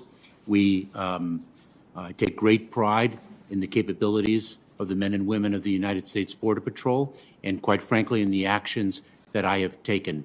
We launched Operation Sentinel to elevate and accelerate those actions. And as Senator Portman well knows, I overcame delays that preceded me in the promulgation of critical regulations to effect the STOP Act, which was a tremendous tool for law enforcement. Why would seizures be down then? If all that's happening, why are seizures? I mean, it's the data that's coming out of the administration. Senator, I'd like to review the data that you have and exchange data, because our interdiction efforts are quite effective, and regrettably, we are interdicting a great deal of contraband that predominantly does not come in between the ports of entry, historically has come through the ports of entry in hidden compartments of vehicles. Our technology is tremendous, and the traffickers also use air assets, marine assets that we are interdicting as well. Sure. Does DHS feel like it has a duty to remove illegal aliens convicted of serious crimes like sexually assaulting a child or manufacturing illegal drugs? Yes. And is that happening? Yes. Okay. Can you commit that those individuals that are being released for future court dates, like you talked about earlier, are clearly going to be deported if their asylum claims are rejected? I'm sorry, can you repeat the question? So if somebody's come in and they've been released, all right, but their asylum claim is rejected, are they clearly going to be deported? They are subject to removal, yes. Are they going to be? As far as I know, yes. Do you think it's happening now? I believe so. What I think we need to focus on, quite frankly, Senator, and this is something I spoke to earlier, is addressing the asylum system and strengthening and improving it, so individuals who are actually eligible for relief and deserving of relief receive it in a reasonable period of time, and those who do not, the adjudications are delivered in a reasonable period of time, which is a problem that has plagued the asylum system for years and years and years. So going back to the wall and the technology that's not being connected to electricity, why is that? So, Senator, we approach this in a very methodical and reasonable fashion, in my opinion, which is the border wall, in many respects, was not the most effective use of taxpayer dollars to secure the border. The paradigm that had bipartisan support, certainly when I served as a deputy secretary, was a paradigm of different types of assets brought to meet the challenge. Physical barriers that were in existence, the use of technology, and harnessing innovation to really be force multipliers, as well as, of course, the brave men and heroic men and women of the United States Border Patrol. And it is that three-part effort that is most effective. And so the methodology that was designed and is being implemented is, let's put a pause on the construction of the border wall. Let's assess what is actually needed to be completed. For example, the levees and the road erosion that we, in fact, have committed to. And let's take a look and see what does deserve and need to be continued and what really should be stopped. And so we're taking a look at the gates, the gaps, the deployment of sensors in those parts that have been completed, and what is reasonable to complete in the judicious exercise of taxpayer dollars. And so that's what we're doing. It sounds really good, just from looking from the outside, it looks sort of crazy. The money's been committed, the wall's up, and the gates just to go up. Or the lights and the cameras are all there and just not, it just doesn't seem logical to the American public. I respectfully disagree, Senator. I think it's a logical way to approach, and if we can actually save the expenditure of dollars on something that should not be the subject of expenditures, it'd be terrific if we can forestall that and use those funds more effectively in a different way.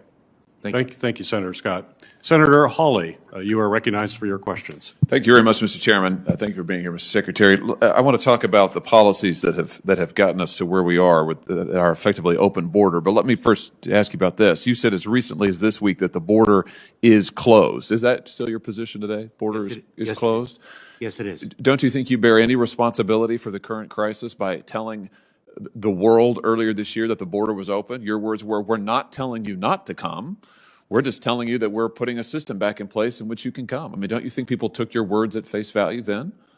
Senator, I've never said that the border is open, and I've never believed... We're not telling you not to come. How would you parse that?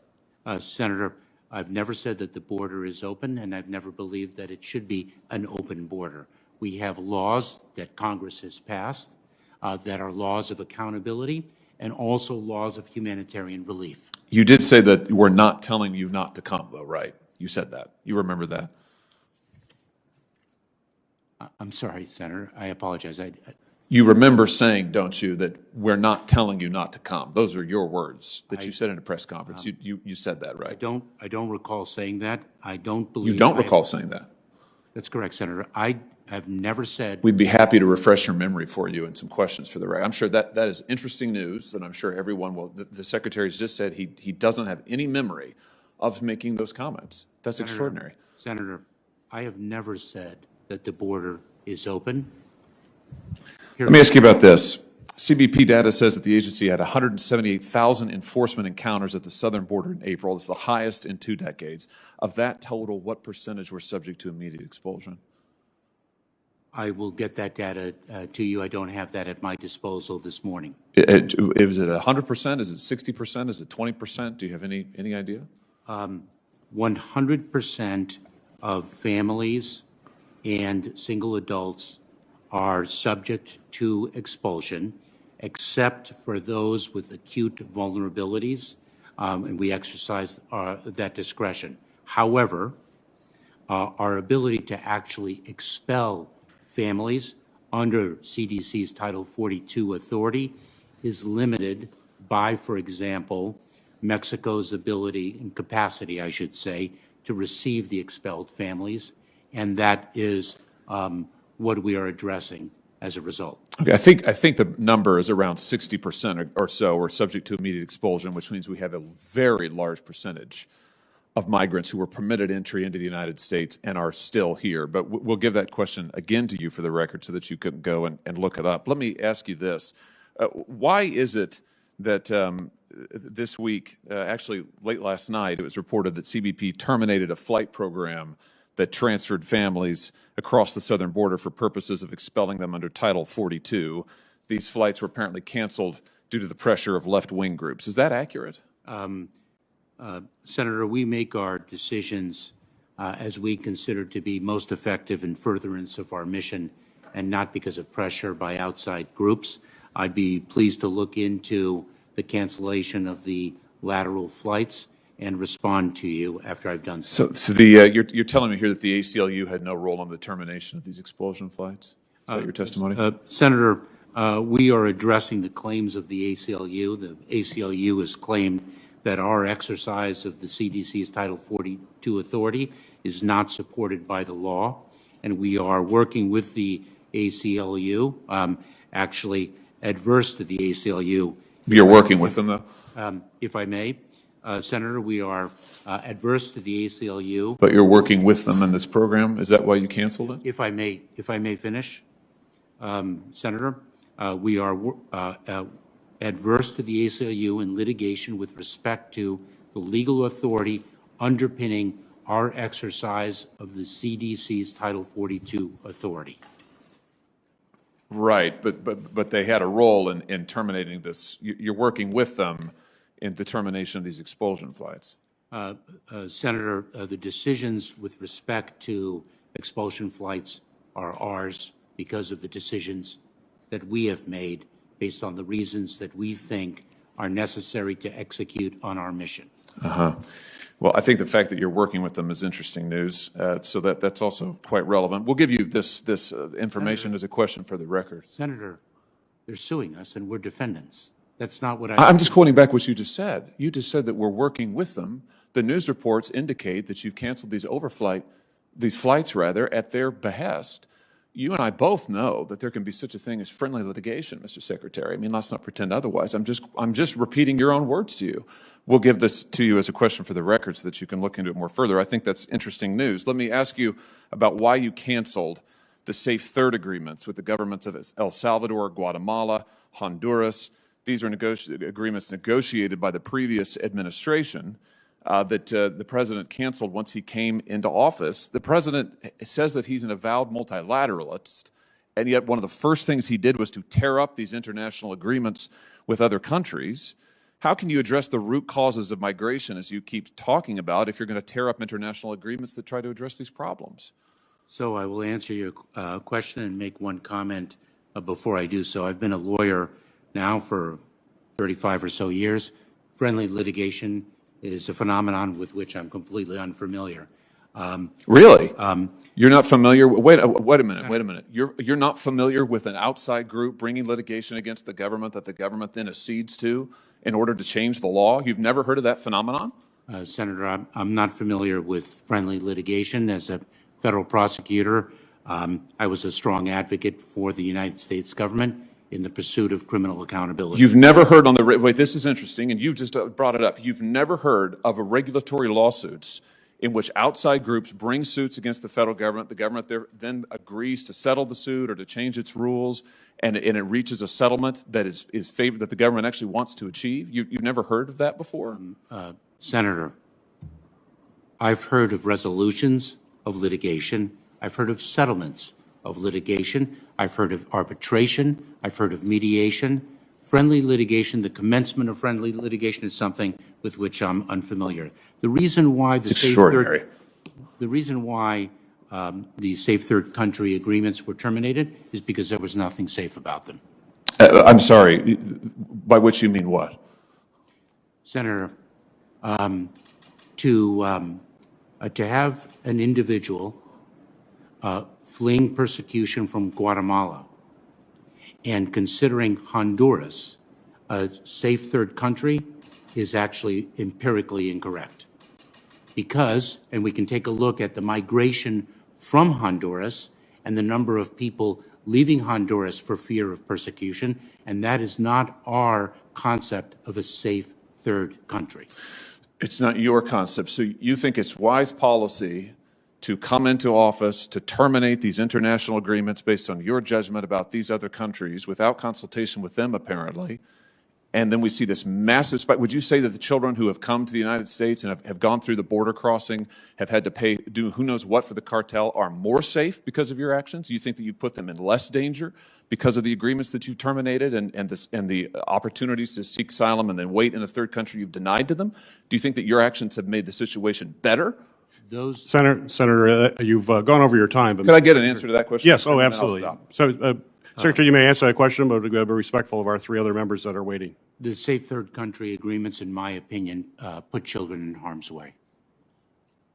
Thank you, Senator Hawley. Senator Ossoff, you are recognized for your questions.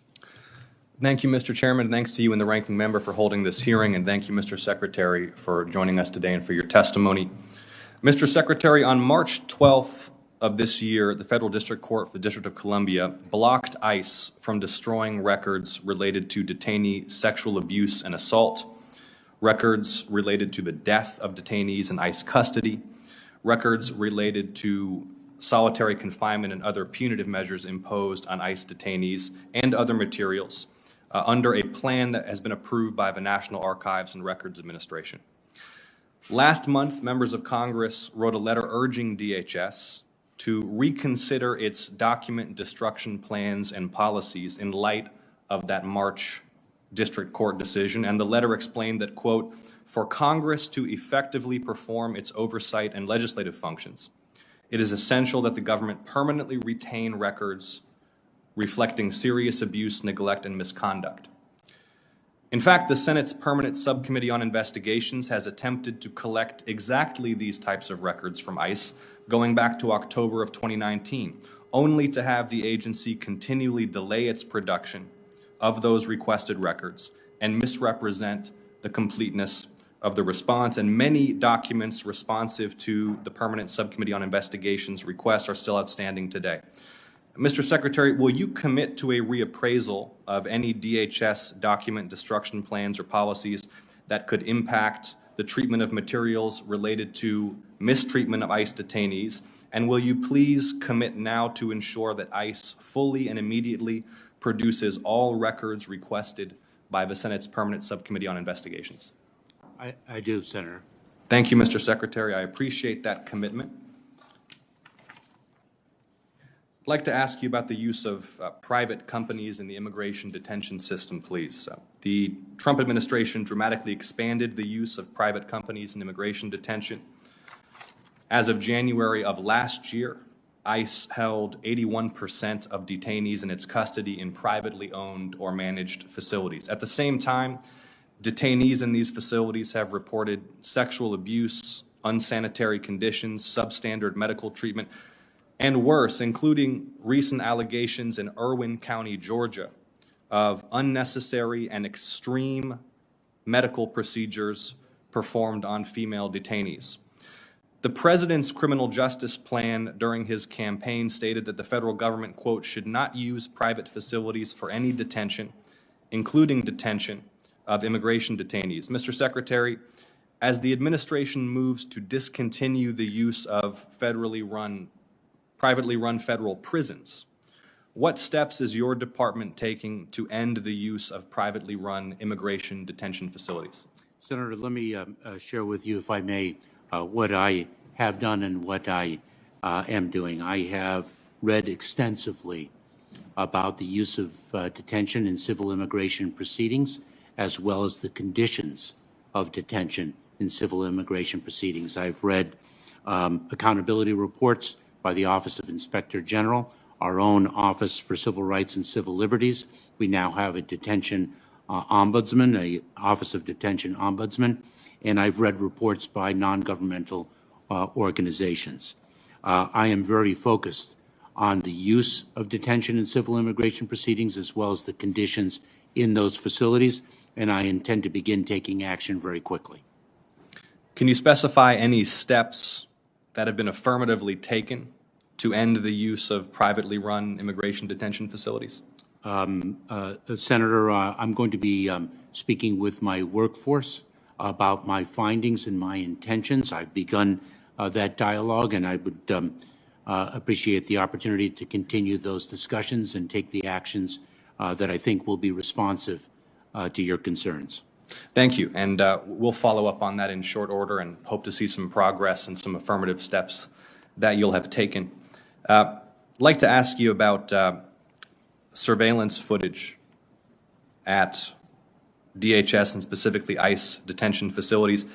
I had a conversation with the Director of the Bureau of Prisons, Director Carvajal, at a hearing last month, and the BOP shared with my staff, pursuant to some requests for information that I had made, that federal prisons only retain surveillance footage for 14 days before purging that footage to create space for new data. And recognizing that BOP administration is far outside of your purview, that appears to me to be a totally inadequate duration of retention of those records. Given the scope of alleged detainee abuse and indeed corroborated reports of detainee abuse in substandard conditions at ICE detention facilities, I have similar questions about the retention of surveillance footage at those facilities. In May 2018, for example, a detainee died at a hospital shortly after entering ICE custody in New Mexico, but the private contractor running the detention facility deleted surveillance footage which could have clarified the circumstances of that death. So, Mr. Secretary, my question for you is, does ICE impose uniform surveillance footage retention policies on the private contractors who operate ICE detention facilities? Senator, I don't know the answer to that question. I'll have to follow up. I'd be grateful for that answer for the record. And on a related note, Mr. Secretary, an ICE internal document was reported in 2019 to call for, quote, an internal review of all facility inspection records for detention facilities after the death of a detainee in ICE custody. Are you aware, Mr. Secretary, whether ICE procedures require a detention facility to immediately preserve and share up the chain of command all surveillance footage and records related to the death of a detainee in ICE custody? I certainly hope they do, Senator, and I will follow up on that with alacrity. Thank you so much. And if they do not, will you commit, presuming you have the legal authority to do so, to making that DHS policy? Yes, absent some compelling reason why I shouldn't, of which I am unaware as I sit here today and testify, most certainly. Grateful for your testimony, for your candor, and for your service to the country. Thank you, Senator. Thank you, Senator Ossoff. Senator Padilla, you are recognized for your questions. Thank you, Mr. Chair, and thank you, Mr. Secretary, for participating today and for your service. Couple quick questions, quick yes/no questions, just to sort of calibrate the conversation, because as I entered the hearing midstream, I was coming from Judiciary Committee. I heard a whole lot of rhetoric. So first, is it lawful for someone to seek asylum in the United States? Yes or no? Yes. Are there processes and procedures in place to consider requests for asylum?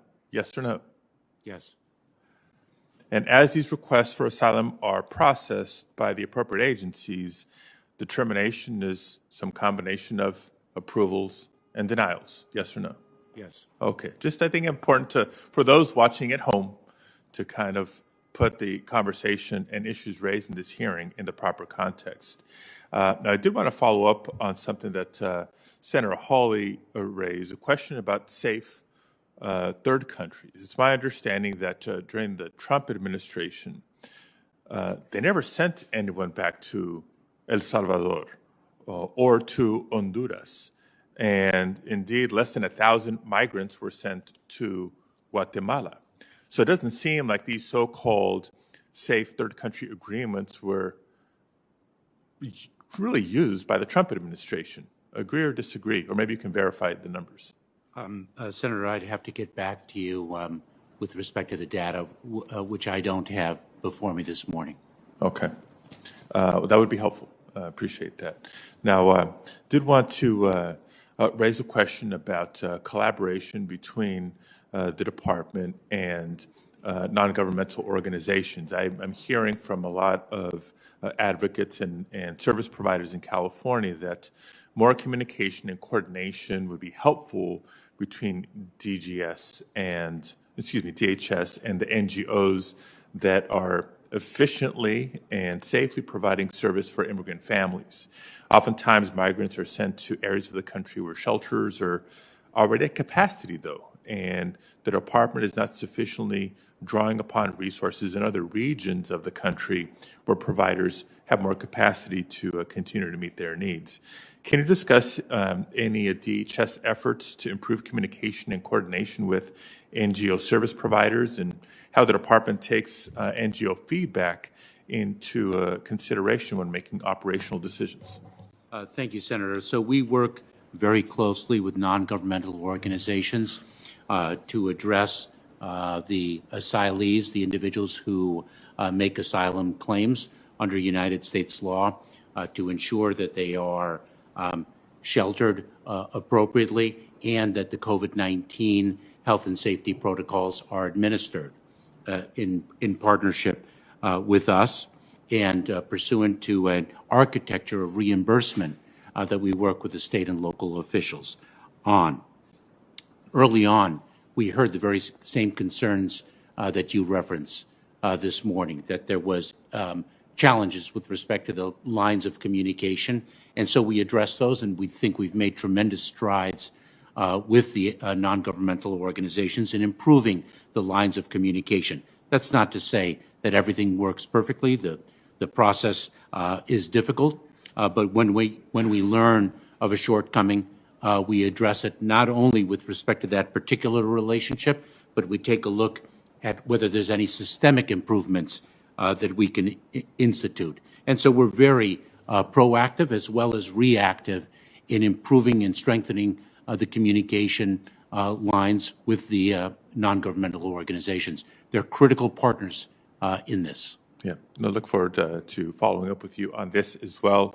Look, as a proud representative of California, I know there's a number of local governments, in addition to NGOs, particularly in Southern California, that have stepped up to try to be partners during this very unique time period. And, you know, some of the goodwill and well-intentioned gestures have meant facilities are near or at, maybe slightly beyond capacity, given traditional occupancy limits, COVID protocols, et cetera. Yet other parts of the country, NGOs with capacity and experience, separate and apart from the funding question, are willing to be more helpful than I think DHS has taken them up on. So want to follow up with your team to share that information. I look forward to that because we do work, of course, in close partnership with the Department of Health and Human Services. We look at the landscape of non-governmental organizations across the country, in the border area, I should say, and seek to place the families, the children, in the shelters where the capacity is greatest. It's a multifaceted analysis. I know there's multiple factors that are considered. I do want to touch on what I think is an encouraging trend. I was glad to hear this week that the department has decreased the amount of time that children spend in Border Patrol custody. As you recall, in March, there were more than 5,000 children who were in Border Patrol custody specifically, each spending an average 115 hours in Border Patrol facilities. But as of this last Tuesday, I understand there's 455 children in Border Patrol custody, each spending an average of 28 hours in those facilities. That's a dramatic decrease in both the number of children in custody and the time spent in Border Patrol custody. decreasing the time that migrants are in Border Patrol custody should be a top priority, especially for migrant children who are better cared for by far by HHS. Can you just discuss some of the steps that the Department and Border Patrol specifically have taken to decrease the time unaccompanied children are spending in Border Patrol custody, and how we anticipate the time further going down going forward? Thank you very much, Senator. I must really emphasize the extraordinary work of the United States Border Patrol, the men and women of the Border Patrol. Many of them are fathers and mothers who understand the plight of the children in whose care the children were in the care of these heroic law enforcement officers. First, we deployed FEMA to assist HHS in increasing the number of shelters and intake facilities that it had, so that we had places to move the children. Then we started delivering operational efficiencies, reducing the time that it took to actually place the child in those facilities. And now we're very focused on reducing the time, not at the expense of quality, reducing the time between the HHS facility and the placement of the child with a relative or legal guardian here in the U.S. So it's shelter capacity, care capacity, process efficiency are three critical components of what we've delivered to achieve the dramatic results that you've noted. And thank you, Senator Padilla. The chair now recognizes Senator Sinema for your questions. Well, thank you, Chairman. I appreciate you for holding this hearing today. And I'm glad that Secretary Mayorkas has joined us to talk about the crisis at the southwest border. Secretary, I appreciate your commitment to responding to Arizona's needs during these challenging times. As chair of this committee's Border Management Subcommittee, I'll continue to work to ensure that Congress and the administration take meaningful steps to secure the border, support our border communities and NGOs, prevent the spread of COVID-19, and treat all migrants and unaccompanied children fairly and humanely. That's why I recently introduced the Bipartisan Border Solutions Act with Senator Cornyn. Our bill doesn't solve all the challenges at the border, but it does take meaningful steps to respond to the ongoing crisis by creating regional processing centers, improving the asylum process by ensuring that migrants get better legal assistance, and improving communication and coordination with local communities and non-governmental organizations that are impacted by the crisis. Secretary Mayorkas, that effort to improve communication and coordination is where I want to start today. I am pleased that Arizona ICE has responded to my concerns that our office raised regarding the release of single adult migrants at bus stops, and they've recently changed their policy. Bringing these individuals directly to non-governmental organization makes migrants and our community safer. And I appreciate that under your leadership, ICE and DHS are working collaboratively with Arizona communities and NGOs to solve challenges. However, Arizona communities still worry about unannounced drop-offs of family units. Which DHS rules and policies prevent your agency from providing notice before any migrants are going to be released in a community? And how are you working to further solve this challenge? Thank you very much, Senator. You did indeed bring your concerns to our attention, and those concerns were valid, and we took swift action. It is our commitment to ensure appropriate coordination and communication between Immigration and Customs Enforcement of the United States Border Patrol and the local community officials. And if, in fact, there is a breakdown, then that is our responsibility to ensure that it does not happen again. This is something that we're very, very focused on.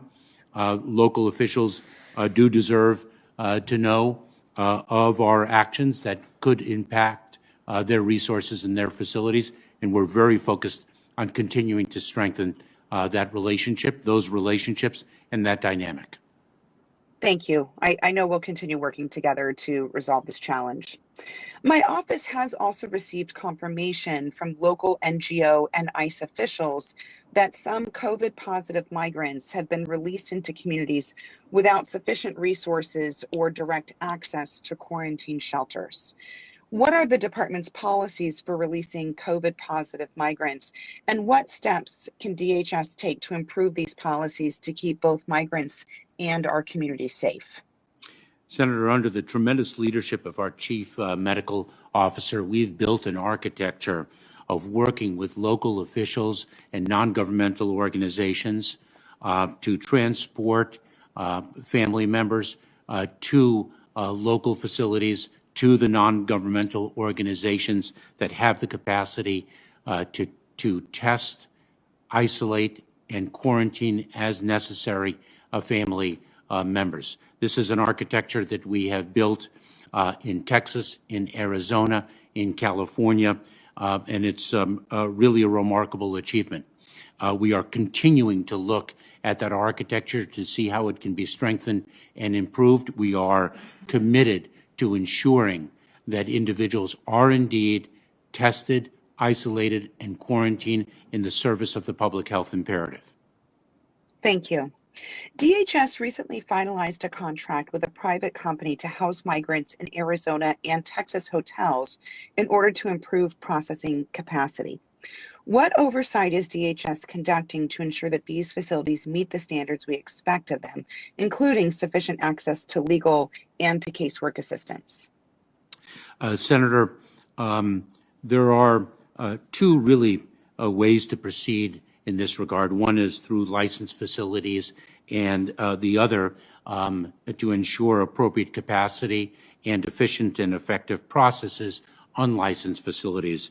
But we are committed to adhering to the very same standards across that landscape. So the fact that a facility is unlicensed does not mean that it should not have the very same standards for the care and custody and shelter of the individuals in its residence. And we are committed to and dedicated to adhering to those very same standards. Thank you. As you know, Secretary, I'm extremely interested in the administration's efforts to improve the asylum process, including providing better access to legal counsel and legal orientation as a way to make the system more efficient. That's a key reason why I recently introduced bipartisan legislation with Senator Cornyn to make the asylum process more efficient and also making it fairer. What steps is the administration taking right now to improve legal orientation and legal access, including allowing migrants to easily make and receive phone calls at all DHS facilities? Senator, I'm very well aware of and appreciative of your efforts to improve the asylum process. That is an effort that we, too, are very dedicated to, and that process is underway. We have learned of challenges to access to counsel by reason of inadequate telephone services, and we have installed additional telephone services in facilities. Access to counsel is a core principle in the administration of justice, and we're dedicated to achieving that across our enterprise. And if there are any obstacles of which you are aware in individuals' ability to access counsel, please do continue to bring them to our attention so that we can solve them immediately. Thank you, Secretary. We will definitely follow up. Mr. Chairman, I have a couple other questions, but I see that my time is expiring, so I'll submit them for the record to the Secretary, and I want to thank you again for holding this hearing and thank the Secretary for joining us today. Well, thank you, Senator Sinema. Well, Mr. Secretary, thank you again for being here. You've been generous with your time, but we have a couple just brief closing comments, and our Ranking Member Portman wanted to make a comment, then I'll close this out from the hearing. Thank you, Chairman. And to the Secretary, thank you for coming today. I think it was very important. We'll have a lot of follow-up questions. As you saw, I did want to say to Senator Sinema, we appreciate her legislation on regional processing centers. It's consistent with what I talked about in my opening statement. I hope we could talk more about that maybe next time, about policy going forward, which would be more rapid processing of asylum claims. I wanted to correct the record on the Central American Minors Program. You had pointed to that as one reason there's been an increase because it was stopped in the Trump administration. I told you I supported the program. I said there were about 5,000 people that had gone through it in 3 years, and that wasn't very many compared to the problem we have. I was wrong. It's 3,500 went through it in 3 years, which is roughly the number of unaccompanied minors coming every week now. So we look forward to talking about some of those policy questions going forward so that we can resolve the issues that I know you agree need to be addressed. Thank you, Mr. Chairman. Thank you, Ranking Member Portman. Well, Mr. Secretary, we've had a very thorough discussion today about the challenges that we face at the southern border and what the department needs to address those challenges. And although I don't agree with the characterization of the situation by my Republican colleagues, I think it is very clear to me that we need to work in a bipartisan fashion to solutions on the multitude of challenges that we face. And while there are issues where we will disagree here in this committee, I think there's some areas of agreement. DHS certainly needs adequate resources. CBP officers and agents need support. And unaccompanied children need to be protected from violence and the transnational criminal organizations that seek them harm. So I look forward to working with my colleagues and the department on some common sense solutions. Secretary Mayorkas, thank you again for your attendance today and for your commitment to work with this committee and to be available for our questions. We appreciate that. The hearing record will remain open for 15 days until May 28th and at 5 p.m. for submissions of statements and questions for the record.